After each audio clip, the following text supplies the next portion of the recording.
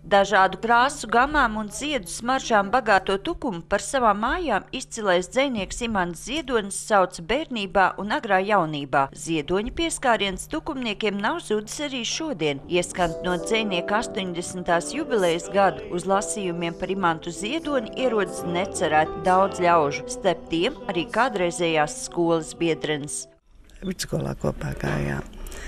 Un tur mēs arī kopā ik pa 5 gadiem saietos mūsu salidojumu, un viņš aktīvi dalībnieks ir.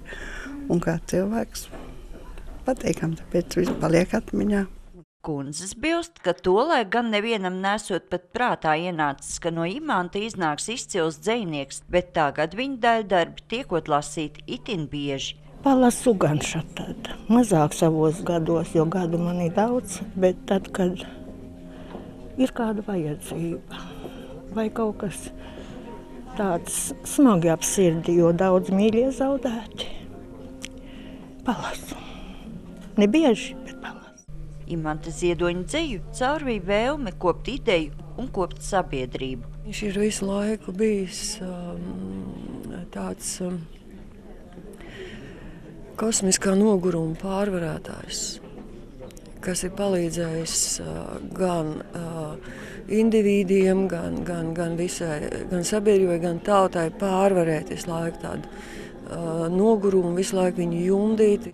Intelektuāla brālība Imantu Ziedoni saista ar Jāni Raini, lai noskaidrotu, kurš dižāks dzejnieks 20. gadsimta nogalē, veiktas arī dažādas aptaujas. Principā cilvēki balsoja un var cikot atzina, ka tas ir Rainis. Ja.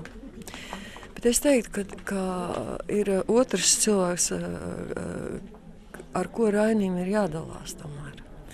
Un tas ir Imants Ziedonis. Dzejnieka 80. jubilejas gadā tukumā Imanta Ziedoņa vārds izskanēs vēl neskaitāmas reizes. Nākamā tikšanās paredzēta jau pēc mēneša. Sandra Leitāne, Andris Spāns, TV Spektrs.